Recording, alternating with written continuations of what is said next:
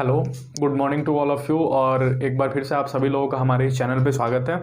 अगर आप पहली बार हमारे चैनल पे आए हैं तो प्लीज़ यार इसको सब्सक्राइब करना और जितना हो सके अपने दोस्तों के साथ शेयर करना, क्योंकि एग्ज़ाम का टाइम है और एग्ज़ाम के टाइम में मैंने 10th के स्टूडेंट के लिए भी कुछ थोड़ा लाने का कोशिश किया है ताकि उनका भी कुछ हेल्प हो सके। ठीक, 12th का फिजिक्स और केमिस्ट्री का तो मैं वीडियो अपलोड कर ही रहा हूँ, लेकिन 10th के स्टूडेंट के लिए भी मैंने कुछ करने का कोशिश किया है। और अगर आप लोगों को पसंद है, 10th के स्टूडेंट को अगर ये पसंद है मेरा वीडियो, तो यार जरूर इसको लाइक करना और अपने दोस्तों के साथ शेयर करना। चैनल पसंद है तो उसको सब्सक्राइब करना बिल्कुल मत भूलना। तो स्टार्ट करेंगे हम अपना कौन सा चैप्टर, केमिस्ट्री का जो आपका सबसे फर्स्ट चैप्टर, सेकंड चैप्टर और थर्ड चैप्टर, 3 चैप्टर आपके एग्जाम में आ रहे होंगे। थोड़ा सा कंफ्यूजिंग चैप्टर होता है फर्स्ट चैप्टर, केमिकल रिएक्शन और इक्वेशन। ठीक, तो अपन उसको स्टार्ट करेंगे। उम्मीद है या तो एक लेक्चर हो जाए या फिर ज़्यादा से ज़्यादा 2 लेक्चर में अपन इसको कंप्लीट कर देंगे। एक सवा घंटे या 1.5 घंटे के अंदर पूरा चैप्टर हम कंप्लीट कर देंगे। तो आप इसको या तो स्पीड बढ़ा के या फिर नॉर्मल स्पीड में, आपके पास उतना टाइम हो तो इसको जल्दी से रिवाइज कर लो। जितना चीज़ हम बताएंगे आपके एग्जाम के लिए टू द पॉइंट इंपॉर्टेंट होगा और इससे बाहर आपके एग्जाम में कुछ पूछेगा ही नहीं इस चैप्टर को लेकर। ठीक, तो जल्दी से हम स्टार्ट करेंगे बिना टाइम गवाए, केमिकल रिएक्शन एंड इक्वेशन अपना। ठीक, अच्छा, आपको केमिकल रिएक्शन शब्द से क्या समझ में आता है? केमिकल रिएक्शन हमको तो ये समझ में आता है कि केमिकल रिएक्शन मतलब ये होता है, सबसे पहले तो केमिस्ट्री अपन पढ़ रहे हैं तो 2 लोगों के बारे में तो जानना बिल्कुल ही, एक सेकंड बस, 2 लोगों के बारे में जानना तो अपन बिल्कुल ही अनिवार्य है। पहला जिसका नाम होता है रिएक्टेंट। हमको पता है कि रिएक्टेंट टूटता है और जैसे जैसे रिएक्शन आगे बढ़ता है reactant will convert into product. ठीक, तो जैसे जैसे रिएक्शन प्रोसीड होता है आगे, रिएक्टेंट किस में कन्वर्ट होता है? प्रोडक्ट में। ठीक, अच्छा, अगर कल को रिएक्टेंट प्रोडक्ट में खत्म हो गया तो अगर हम पूछेंगे कि क्या प्रोडक्ट तुम्हारा कोई भी गुण इस रिएक्टेंट के गुण से मिलेगा क्या? हो सकता है कल को मिल जाए, लेकिन केमिकल रिएक्शन एक ऐसा रिएक्शन होता है जिसमें प्रोडक्ट की अपनी आइडेंटिटी होती है, रिएक्टेंट की अपनी आइडेंटिटी होती है। क्या बोले सर, नहीं समझ में आया? एग्जाम्पल से समझाते हैं आपको। अगर अपन एक एग्जाम्पल लें तो सबसे फेमस एग्जाम्पल होता है H2 प्लस में O2 गिव्स यू H2O। क्या ये एग्जाम्पल सभी लोगों ने पढ़ा हुआ है? अगर पढ़ा हुआ है तो ध्यान से आप मुझे बताइएगा, क्या H2 गैस नेचर का होता है? क्या O2 गैस नेचर का होता है? क्या वाटर लिक्विड नेचर का होता है? अगर आप H2 का टेस्ट करेंगे तो वो अलग टेस्ट का होगा, अगर आप O2 का टेस्ट करेंगे तो वो अलग टेस्ट का होगा, और अगर आप H2O का टेस्ट करेंगे तो वो अलग टेस्ट का होगा। इट मीन्स कि रिएक्टेंट की अपनी विशेषता थी। H2 अलग काम में आता है, ऑक्सीजन सांस लेने के काम में आता है, और वाटर की अपना काम होता है, वाटर का विशेषता पूरा अलग होता है। इट मीन्स कि chemical reaction are those reactions in those reactions in which the product has different identity. The product has different identity with compare to, हम लिखवाते जाएंगे आपको। अगर आपने लिखा होगा तो आप इसको स्किप कर दें, वीडियो को फॉरवर्ड कर दें, और अगर आप नहीं लिखे हैं तो यहां से आप लिख सकते हैं विथ कंपेयर टू या in compare to the reactant.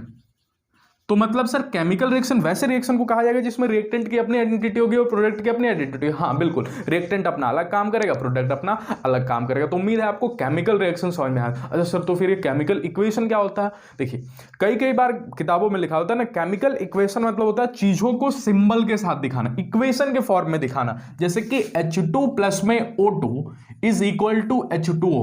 क्या हम ये बोल गए कि 1 मोल, अच्छा सर ये 1 मोल क्या होता है? जो भी स्टोइकियोमेट्री है सामने, अगर इसके H2 के पास में कौन है? 1 है, इसका मतलब होता है 1 mole of hydrogen when react with.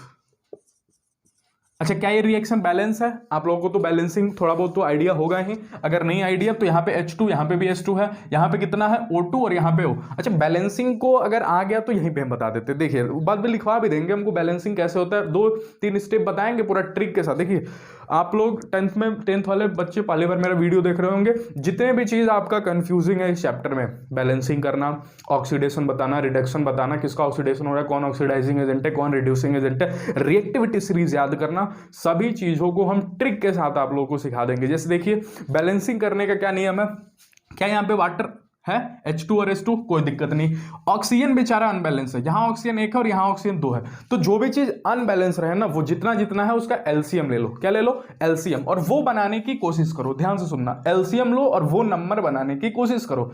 क्या ऑक्सीजन यहाँ पे 2 है, क्या ऑक्सीजन यहाँ पे 1 है? हर बच्चे को पता होगा 2 और 1 कैल्शियम क्या होता है? 2 होता है, तो 2 बनाने की कोशिश करो। अब देखो 2 तो यहाँ ऑलरेडी है, यहाँ 2 नहीं है, तो यहाँ 2 हम लगा देंगे।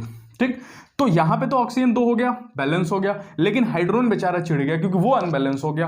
अब हाइड्रोजन यहां कितना है? 4, और यहां कितना है? 2। 4 और 2 कैल्शियम कितना होता है? 4, तो 4 बनाने की कोशिश करो। 4 यहां ऑलरेडी बना है तो यहां 4 बनाओ, तो यहां 4 बनाने के लिए 2 से मल्टीपल, तो लिखवा देंगे इसको कायदे के साथ। अभी आया तो बस इतना बता दिए कि जो भी चीज अनबैलेंस हो उन चीजों को पकड़ो, कितना कितना है रिएक्टेंट में, प्रोडक्ट में। अगर रिएक्टेंट में 2 है, प्रोडक्ट में 1 है, तो 2 और 1 का एलसीएम लो, जो एलसीएम है वो बनाने की कोशिश करो।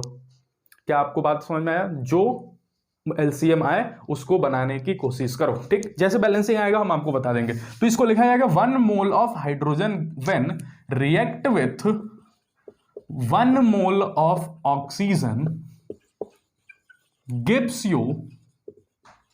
gives us 2 mole of water. Sir ये आप क्यों लिखें? ये लिखने का मतलब होता है कि हमने केमिकल रिएक्शन को लिख दिया। किसको लिख दिया? केमिकल रिएक्शन को लिख दिया। और सर ऐसे बताना मतलब ये H2O2 और H2O को बताना ऐसे मतलब, इसका मतलब हम केमिकल इक्वेशन, तो इसको किताबों में आपके लिखा है कि ये है केमिकल रिएक्शन। और अगर इसी चीज को हम सिंबल के तहत दिखा देना तो उसको बोलेंगे केमिकल इक्वेशन। ये आपको किताबों में लिखा हुआ है कि अगर किसी भी केमिकल रिएक्शन को उनके सिंबल के साथ दिखाना, बैलेंस कर देना, तो writing a chemical reaction with the symbols of all the elements is known as chemical equation. आया आपको बात समझ में? ठीक, तो इतना नोट करें, आगे हम प्रोसीड करते हैं। चलिए अब इधर देखिए, ये बोर्ड पे जो टॉपिक लिखा है वो क्या लिखा है? How to know that chemical reaction occurs. कहने का मतलब क्या है कि हमको कैसे पता चलेगा कि केमिकल रिएक्शन हो गया, कैसे पता चलेगा सर? तो वही हम लिखने जा रहे हैं कुछ पॉइंट्स जिससे हमको ये पता चलेगा कि केमिकल रिएक्शन हुआ। ठीक, जैसे कि सबसे पहला है इवॉल्विंग ऑफ अ गैस। क्या है? Evolving of a gas. इसका मतलब सर, इसका मतलब ये कि अगर किसी जगह हम देखें कि गैस इवॉल्व हो रही है, क्या इवॉल्व हो रही है? गैस, तो हम तुरंत बोल देंगे जरूर यहाँ पे केमिकल रिएक्शन हुआ होगा। क्या हुआ होगा? Chemical reaction. अच्छा sir, evolving of a gas के अलावा ये क्या लिखे हैं? Changing of a colour. इसका मतलब कि अगर मान लीजिए कोई चीज हम लिए हैं, ठीक, और हम उसको कुछ किए और उस बेचारे का कलर चेंज हो गया। क्या हो गया? कलर चेंज हो गया, तो हम तुरंत बोलेंगे ये जरूर केमिकल रिएक्शन का काम है। किसका काम है? केमिकल। तो या इसके बीच में ना एंड नहीं है, इसके बीच में या है। या कहने का मतलब कि या तो ये हो जाए तब भी हम बोलेंगे केमिकल रिएक्शन है, या फिर ये हो जाए तब भी हम बोलेंगे केमिकल रिएक्शन हो चुका। तो कहने का मतलब या तो गैस इवॉल्व हो जाए, अच्छा अगर गैस इवॉल्व नहीं हुआ तो क्या हो जाएगा? कलर चेंज हो जाए। अगर मान लीजिए कल को ये भी नहीं हुआ तो कोई तीसरा होगा। तीसरा क्या होता है? तीसरा होता है फॉर्मेशन ऑफ प्रेसिपिटेट। ये क्या होता है सर? प्रेसिपिटेट। आपको बताते हैं प्रेसिपिटेट क्या होता है, ठीक ना? इस पे हम बात करेंगे, अच्छे से बात करेंगे इस पे, क्योंकि ये तो हर बच्चे को समझ में आता है। इवॉल्विंग ऑफ गैस मतलब गैस इवॉल्व हो जाए। जैसे सर कोई एग्जांपल दे दीजिए इसका, तो और अच्छे से अभी समझ में आ जाएगा। जैसे कि कार्बन प्लस में ऑक्सीजन अगर हमने रिएक्ट किया तो आपको पता है कार्बन डाइऑक्साइड दुनिया में आता है, और कार्बन डाइऑक्साइड चूंकि एक गैस है तो यहां से गैस इवॉल्व होती है। मतलब एक कंटेनर में कार्बन हो और हम ऑक्सीजन को पास कर दिए तो तुरंत आप देखिएगा कि कार्बन डाइऑक्साइड गैस इवॉल्व करने लगेगा। तो अगर कार्बन डाइऑक्साइड गैस इवॉल्व कर दिया तो आप तुरंत बोल दीजिएगा अच्छा जरूर यहाँ पे केमिकल रिएक्शन हुआ है। क्या हुआ है? तो हमको गैस इवॉल्व देख के बता सकते हैं कि केमिकल रिएक्शन वहां पे हुआ है। ठीक, चेंजिंग ऑफ अ कलर आपको बताते हैं अभी, ठीक ना? तीसरा फॉर्मेशन ऑफ प्रेसिपिटेट। क्या है? Formation of precipitate. और चौथा होता है चेंजिंग ऑफ टेम्परेचर। क्या है?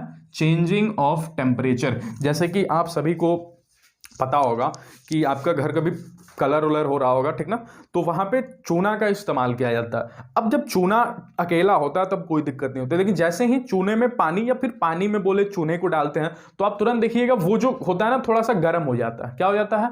गर्म हो जाता है। चूना जब अकेला होता है, पानी जब अकेला होता है तब तो नॉर्मल होता है, लेकिन जैसे उन दोनों को मिक्स करते हैं, चूने को और पानी को, किसको?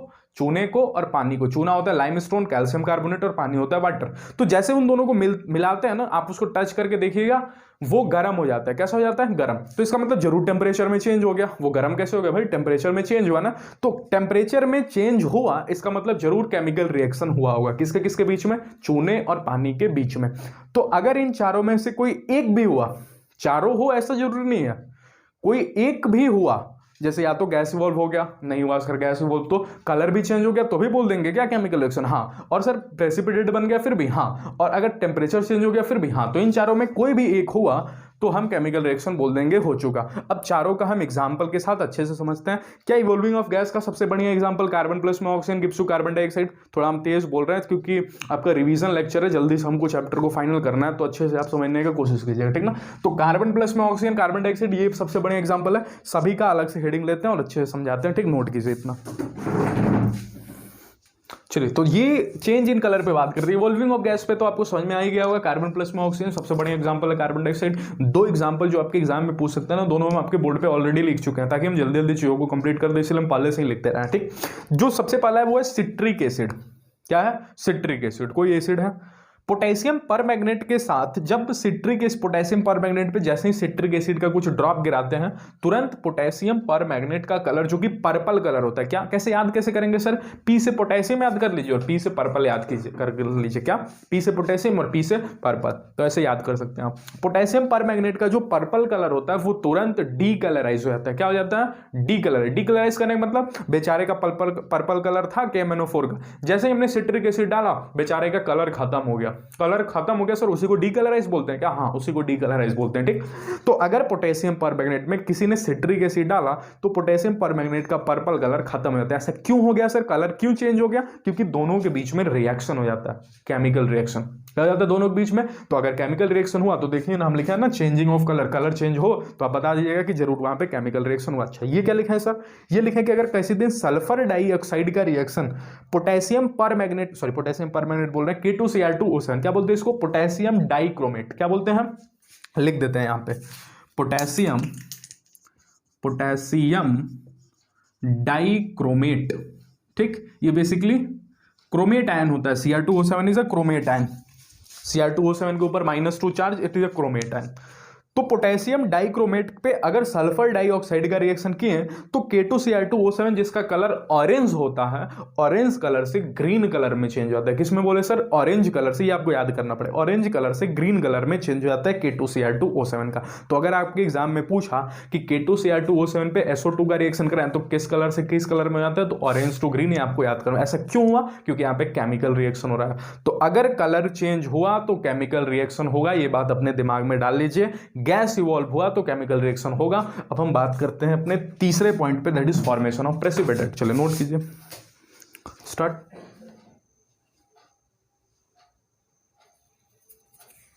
ठीक, चलिए फॉर्मेशन ऑफ प्रेसिपिटेट को देखते हैं। फॉर्मेशन ऑफ प्रेसिपिटेट मतलब सबसे पहले तो हम प्रेसिपिटेट का मतलब समझते हैं। एक छोटा सा एग्जांपल लेंगे जिससे आपको प्रेसिपिटेट का मतलब समझाएंगे, फिर हम देखेंगे कि प्रेसिपिटेट किसका बनेगा और किसका प्रेसिपिटेट नहीं बनेगा, ठीक।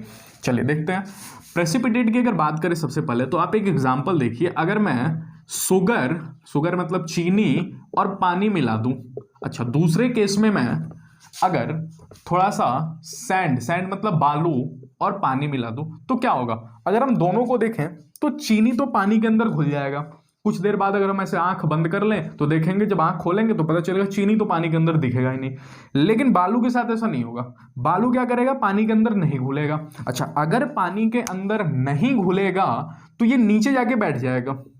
क्या होगा? नीचे जाके बैठ जाएगा। मतलब अगर हम सैंड को देखना चाहते हैं तो बस नीचे देखिए, इसी सॉल्यूशन में यहां पे हमको सैंड दिखाई देगा, लेकिन इस केस में चीनी नहीं दिखाई देगा। तो हम क्या बोल सकते हैं कि sugar will dissolve in water but sand does not. क्या बात हम बोल सकते हैं कि शुगर डिसॉल्व तो नहीं करेगा भाई पानी में, लेकिन सैंड पानी में डिसॉल्व कर जाएगा।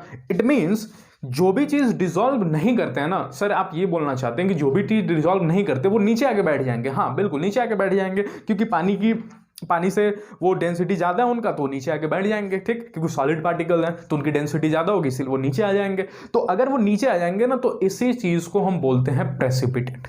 क्या बोलते हैं? इतना आसान है क्या सर? हाँ इतना आसान है। इसी चीज को प्रेसिपिटेट बोलते हैं। जो डिसॉल्व नहीं हुआ, पानी में सॉल्यूबल नहीं हुआ, वो नीचे आके बैठ जाएगा, और जो नीचे आके बैठ जाएगा इसी को हम बोलते हैं प्रेसिपिटेट। इट मींस प्रेसिपिटेट, लिख देते हैं एक एक चीज क्योंकि आपका एग्जाम में इंपॉर्टेंट हो सकता है। Precipitate are the substance which will left out because they are insoluble in water. ये बच जाते हैं, क्यों बच जाते हैं? क्योंकि भाई पानी में नहीं घुलते हैं। अगर पानी में नहीं घुलेंगे तो बच ही जाएंगे ना, घुल जाएंगे तब तो कोई दिक्कत नहीं है, लेकिन अगर नहीं घुले तो पानी में बच जाएंगे, और बच जाएंगे तो इनका नाम बदल दिया जाता है, नाम बदल के रख दिया जाता है भाई ये प्रेसिपिटेट है। क्या? प्रेसिपिटेट, इसी को बोलते हैं प्रेसिपिटेट। अब सवाल है कौन प्रेसिपिटेट बनाएगा, कौन पानी में, अच्छा जो पानी में नहीं घुलेगा वो प्रेसिपिटेट बनाएगा, कौन पानी में नहीं घुलेगा, कौन पानी में नहीं घुलेगा, ये सवाल है हमारा। मतलब हम सॉल्युबिलिटी देखना चाहते हैं पानी के साथ। तो एक लाइन लिखते हैं, आप बस उस लाइन को याद रखिएगा। आपको पता है कि कोई भी आयोनिक कंपाउंड में एक कैटायन होता है और एक एनायन होता है। जैसे अगर ये आयोनिक कंपाउंड है, कोई भी एक आयोनिक कंपाउंड है, जैसे कि एग्जांपल ले लेते हैं कोई BaSO4 बेरियम सल्फेट, तो क्या बेरियम इज कैटायन, मेटल है तो भाई पॉजिटिव चार्ज आएगा, और सल्फेट इज एनायन। ये कैसे टूटता है? बेरियम पे +2 और सल्फेट पे -2। उम्मीद है आपको ये पता होगा, ठीक। अगर नहीं पता तो कमेंट सेक्शन में मेंशन करो, एक लेक्चर लाके हम ये भी सिखा देंगे कि कौन कैसे टूटता है और फिर जुटता कैसे है, ठीक। तो बेरियम +2 और सल्फेट -2 ऐसे टूटेगा। तो एक तो हो गया इसका कैटायन और एक हो गया एनायन। हम जो लाइन लिखते हैं वो देखिएगा, अगर कैटायन और एनायन के साइज में एग्जाम्पल के साथ हम बताएंगे, बिल्कुल डरना नहीं है, साइज में डिफरेंस ज्यादा होगा तो वह पानी में घुल जाएंगे, पानी में घुल जाएंगे। क्या आपके घर में पीरियोडिक टेबल है? नहीं है पीरियोडिक टेबल, तो पीरियोडिक टेबल को चिपका ले, पीरियोडिक टेबल को चिपका ले। और ध्यान से ये बात नोट कर लें अभी कि अगर हम पीरियोडिक टेबल में इधर से इधर जाते हैं तो एटम का साइज घटता है। क्या होता है? घटता है। मतलब अगर आप ध्यान से देखें और इधर से इधर जाते हैं, मतलब ऊपर से नीचे आते हैं, तो साइज बढ़ता है। मतलब नीचे वाले लोग ज्यादा बड़े होंगे, ऊपर वाले लोग छोटे होंगे, इधर वाले लोग छोटे होंगे, इधर वाले लोग बड़े होंगे। कहने का मतलब एक एग्जाम्पल होता है फ्लोरीन, क्लोरीन, ब्रोमीन और आयोडीन, ऐसे ही होता है बिल्कुल। तो हमको पता है नीचे जाने पे साइज बढ़ता है, तो जरूर सबसे बड़ा कौन होगा? आयोडीन, फिर ब्रोमीन, फिर क्लोरीन और फिर फ्लोरीन। ये थोड़ा नोट कर लीजिएगा आप। उम्मीद है आप कहीं पीरियोडिक टेबल नहीं पढ़े होंगे तो नहीं जानते होंगे, तो हम आपको बता देते हैं कि अगर पीरियोडिक टेबल में आप इधर जाते हैं तो साइज घटता है और इधर जाते हैं तो साइज बढ़ता है। तो इस आधार पर फ्लोरीन, क्लोरीन, ब्रोमीन और आयोडीन में सबसे बड़ा आयोडीन होगा, फिर ब्रोमीन, फिर क्लोरीन और फ्लोरीन। इस पे इसलिए बताया क्योंकि सभी एनायन बनाते हैं, fluorine negative, chlorine negative, bromine negative, iodine negative, ठीक। अब हम कुछ बोलते हैं जो आपको याद कर लेना है, कुछ बता देते हैं जो आपको याद कर लेना है, उससे हमारा सवाल फिर बन जाएगा। क्या बता देते हैं सर आप? हम बता देते हैं कि अगर चार्ज ज्यादा, जैसे कि SO4-2, PO4-3, CO3-2, क्या इनके ऊपर चार्जेस ज्यादा हैं? अगर चार्जेस ज्यादा हैं तो ऐसा सिखाया जाता है कि इनका साइज जो होगा वो ज्यादा होगा। अगर चार्ज कम है, जैसे कि hydroxide ion OH-1, bicarbonate ion SCO3-1, अगर चार्ज कम है तो साइज इनका कम होता है। साइज इनका क्या होता है? कम होता है। ये सब चीज आप जैसे जैसे आगे बढ़िएगा 12th 11th में जाइएगा तो सीख लीजिएगा। अभी बस आपको इतना है, चार्ज ज्यादा माने साइज ज्यादा, चार्ज कम माने साइज कम। इसको क्या बोला जाता है? सल्फेट आयन, इसको फॉस्फेट आयन, इसको कार्बोनेट आयन, इसको हाइड्रोक्साइड आयन, इसको बाइकार्बोनेट आयन। बोलते क्या? लिख लीजिएगा आप खुद से, ठीक। मान चाहिए आपके एग्जाम में सवाल पूछ दिया, क्या सवाल पूछ दिया? बेरियम सल्फेट BaSO4 और मैग्नीशियम सल्फेट MgSO4, क्या आपको फॉर्मूला बनाने आता है? नहीं बनाने आता? कमेंट सेक्शन में मेंशन कीजिए, हम अगला लेक्चर इसी पे लेके आ जाएंगे। जैसे मैग्नीशियम सल्फेट बोले ना, तो MgSO4 क्यों हो गया? अगर ये आपको आता है तो ठीक है, नहीं आता तो कमेंट सेक्शन में मेंशन करें। BaSO4, MgSO4, अच्छा आगे CaSO4, अच्छा अगला सर, अगला होता है SrSO4 और सबसे लास्ट में होता है सर यहाँ पे BeSO4 होगा ना, BeSO4, और अगला होता है BaSO4। अगर आप ध्यान से देखें तो SO4 तो बड़ा है, अभी लिख देना SO4 के ऊपर -2, तो SO4 के साइज क्या है? बड़ा। तो ये तो है बड़ा, यहाँ पे लिख देते हैं इट इज बड़ा, ये तो बड़ा आयन है, ये भी बड़ा है, ये भी सब बड़ा है, SO4 तो सब बड़ा ही होगा। इन सब में चेक करते हैं कौन बड़ा और कौन छोटा। तो अगर हम ध्यान से देखें तो बेरिलियम यहाँ पे होता है, पीरियोडिक टेबल को ध्यान से देखना, मैग्नीशियम, कैल्शियम, Sr और Ba ऐसे होता है ना। नीचे आने पे साइज बढ़ेगा तो Ba सबसे बड़ा, फिर Sr सबसे बड़ा, फिर Ca, फिर Mg, फिर Ba। ध्यान से बताओ क्या BaSO4 भी बड़ा? क्या Ba भी बड़ा? अगर बड़ा माइनस बड़ा घटाएं, मतलब दो बड़े लोगों को घटाएं, तो आंसर कैसा आएगा? कम आएगा। तो क्या इनका डिफरेंस कम है? अगर इनके आयन का डिफरेंस कम है तो ये पानी में नहीं घुलेंगे, पानी में नहीं घुलेंगे। इसको देखो, ये सबसे बड़ा और बेरिलियम सबसे छोटा, तो छोटा माइनस बड़ा करेंगे, एक चीज काफी बड़ा है एक चीज काफी छोटा, अगर दोनों को घटाए तो वैल्यू कितनी बड़ी होगी, 4 माइनस 1 घटाए तो आंसर 3 आएगा, और 4 माइनस 3 घटाए तो आंसर 1 आएगा। दो बड़े लोगों को घटा रहे हैं तो आंसर छोटा, एक बड़ा और एक छोटा तो आंसर क्या आएगा, बड़ा। तो देखो, एक बड़ा दूसरा छोटा, तो साइज का डिफरेंस क्या होगा, ज्यादा होगा। अगर डिफरेंस ज्यादा होगा तो ये पानी में घुल जाएगा, फिर ये घुल जाएगा क्योंकि ये थोड़ा सा बड़ा होगा, फिर ये बेचारा पानी में नहीं घुलेगा, ये भी पानी में नहीं घुलेगा। क्यों? क्योंकि इनका साइज का डिफरेंस कम है। तो एग्जाम में सवाल है तो आप हमेशा साइज के डिफरेंस से ही सोचना। अगर साइज का डिफरेंस ज्यादा पानी में घुल जाएगा, साइज का डिफरेंस कम पानी में नहीं घुलेगा। तो बेरिलियम सल्फेट पानी में नहीं घुलेगा तो प्रेसिपिटेट बना देगा, SrSO4 पानी में नहीं घुलेगा तो प्रेसिपिटेट बना देगा। आया आपको समझ में? ठीक। अगर एक एग्जांपल दें, PbF, PbCl, PbBr, PbI कौन पानी में घुलेगा कौन पानी में नहीं घुलेगा, तो कितने लोग बता सकते हैं? क्या Pb खुद एक बड़ा आयन है? कैसे पता सर Pb कैसे बड़ा, आपको कैसे पता? देखो ना, पीरियोडिक टेबल ध्यान से देखना, पूरा खेल पीरियोडिक टेबल का है। नीचे देखोगे तो Pb बड़ा होता है खुद, Pb बड़ा, यहां पे लिख देते हैं Pb बड़ा है, तो सोचो डिफरेंस कब ज्यादा होगा, जब सामने छोटा हो। तो फ्लोरीन तो सबसे छोटा होता है, देखो तो बड़ा माइनस छोटा, तो Pb और F घुल जाएंगे पानी में क्योंकि डिफरेंस ज्यादा है। फिर PbCl, फिर PbBr, PbI बेचारा फंस जाएगा। क्यों? क्योंकि Pb भी बड़ा, I भी बड़ा, तो बड़ा माइनस बड़ा का डिफरेंस काफी कम होगा, डिफरेंस कम तो पानी में घुलेंगे नहीं, और पानी में घुलेंगे नहीं तो PbI विल फॉल प्रेसिपिटेट। ऐसा आपकी किताब में लिखा भी होगा कि PbI प्रेसिपिटेट बनाता है, BaSO4 भी प्रेसिपिटेट बनाता है। देखिए हम रीजन भी बता दिए आपको। ठीक, तो उम्मीद है आपको प्रेसिपिटेट का कॉन्सेप्ट समझ में आया होगा। कभी भी प्रेसिपिटेट पूछे तो ध्यान लगा के सुन लो कि डिफरेंस देखो, कैटायन और एनायन का साइज में डिफरेंस ज्यादा होगा। अगर कैटायन बड़ा एनायन छोटा, या फिर छोटा माइनस बड़ा या बड़ा माइनस छोटा, कुछ भी हो, डिफरेंस ज्यादा हो साइज में तो पानी में घुल जाएंगे, और अगर डिफरेंस कम हो तो पानी में नहीं घुलेंगे। ऐसा तब होगा जब आप बड़े में से बड़ा घटाइए या फिर छोटे में से छोटा घटाइए, तब डिफरेंस क्या होगा, कम होगा। और अगर ऐसा होगा तो वो प्रेसिपिटेट बनाएगा क्योंकि पानी में नहीं घुलेगा। ठीक, उम्मीद है आपको समझ में आया होगा। तो इतना नोट करें, फिर हम आगे कंटिन्यू करते हैं। ये 3 प्रेसिपिटेट का कलर आपके एग्जाम में मेंशन है। ठीक, हम आपको बता दिए क्यों प्रेसिपिटेट बनेगा, क्योंकि बेरियम है छोटा कि बेरियम है बड़ा। BA कैसा, BA खुद बड़ा है। एक सेकंड। ठीक, तो ये हम आपको बता दिए, बेरियम क्या है, बड़ा है, SO4 भी क्या है, बड़ा है, तो बड़ा माइनस बड़ा है तो डिफरेंस काफी कम होगा, और अगर डिफरेंस काफी कम होगा तो पानी में नहीं घुलेगा, पानी में नहीं घुलेगा तो प्रेसिपिटेट बनाएगा। एग्जाम में आपके पूछा सकता है कौन से कलर का प्रेसिपिटेट बनाएगा, तो इसका तो कोई तरीका नहीं है भाई, ये तो तुमको याद करना पड़ेगा। BaSO4 है तो व्हाइट कलर का प्रेसिपिटेट बनाता है, BaSO4 का कलर व्हाइट होता है।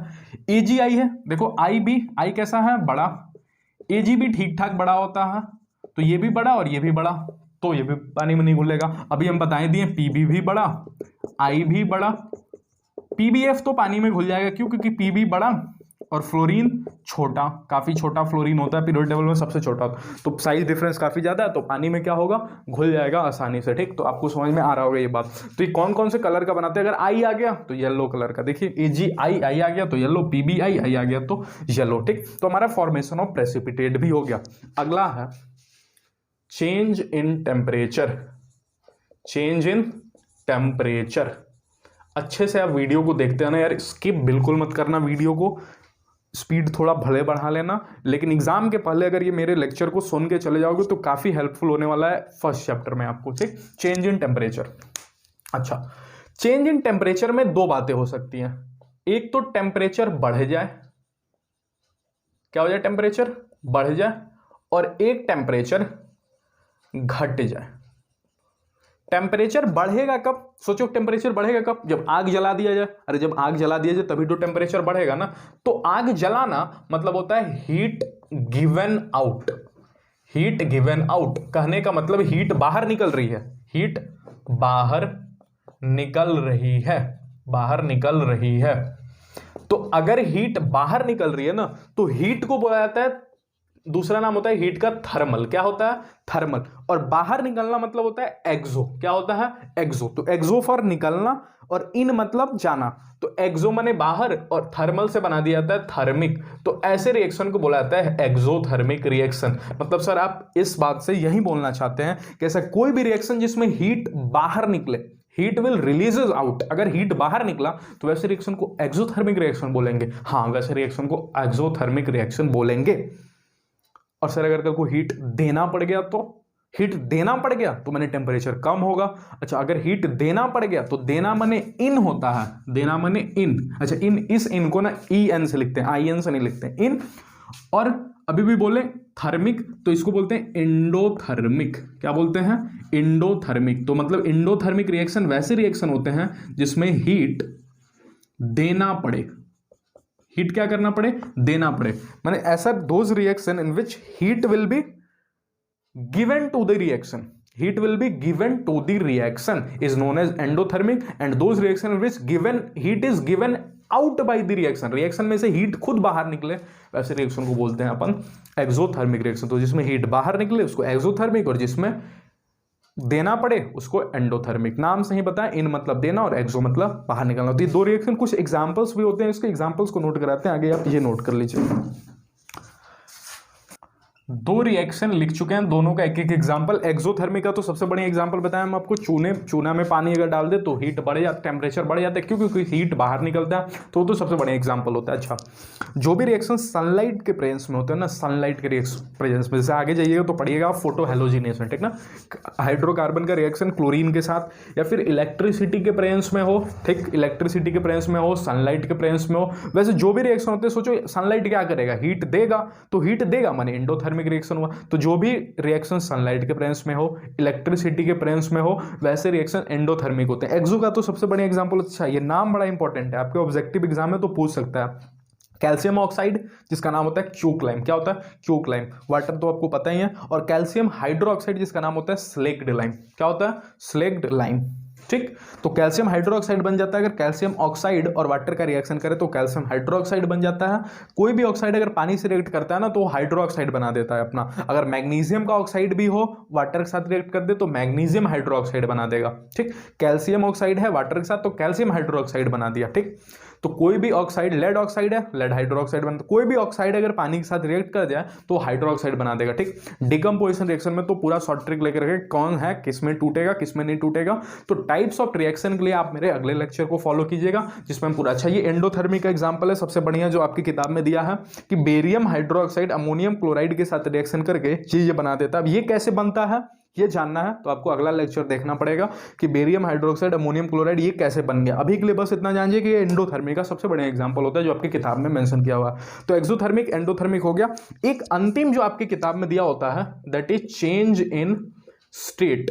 क्या दिया होता है? Change in state. Change in state कहने का मतलब सर जैसे कार्बन प्लस में ऑक्सीजन सबसे पहले में दे दिए कार्बन डाइऑक्साइड, H2 प्लस में O2 गिव्स यू H2। अगर आप खुद से पूछिए तो क्या कार्बन सॉलिड नेचर का होता है, क्या ऑक्सीजन गैस नेचर का होता है? तो सॉलिड और गैस रिएक्ट किए और बन गया एक गैस। तो देखिए स्टेट में चेंज आ गया, पहले कार्बन सॉलिड का था अब कार्बन डाइऑक्साइड के साथ मिलकर वो गैसियस नेचर का हो गया। H2 गैसियस नेचर का होता है, ऑक्सीजन गैसियस नेचर का होता है और गैस रिएक्ट किए और बन गया लिक्विड।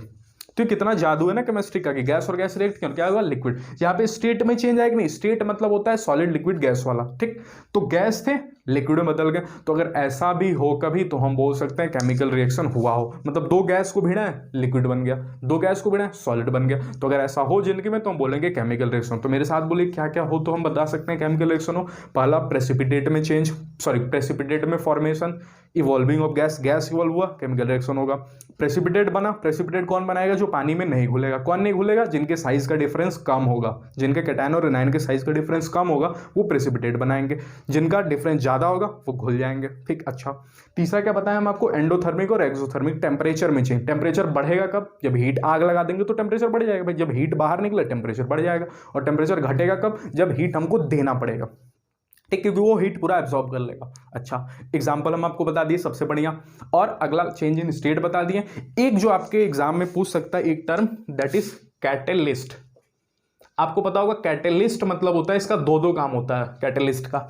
एक तो ये रिएक्शन के रेट को बढ़ा देता है, इसका अच्छे से मतलब ना आप आगे के क्लासेस में समझ पाइएगा। रिएक्शन का रेट कहने का मतलब कि अगर कैटेलिस्ट नहीं है तो कोई रिएक्शन धीरे धीरे हो रहा है, जैसे ही कैटेलिस्ट लाएं रिएक्शन अब तेजी से होना शुरू हो जाएगा। तेजी से होने का कहने का मतलब है कि तेजी में रिएक्टेंट टूटेंगे और प्रोडक्ट जल्दी जल्दी बनेगा। मतलब अगर कार्बन डाइऑक्साइड मान लीजिए 10 सेकंड में बन रहा है और हम कोई कैटेलिस्ट लगा दिए, अब कार्बन डाइऑक्साइड 10 सेकंड से कम ही में बन जाएगा।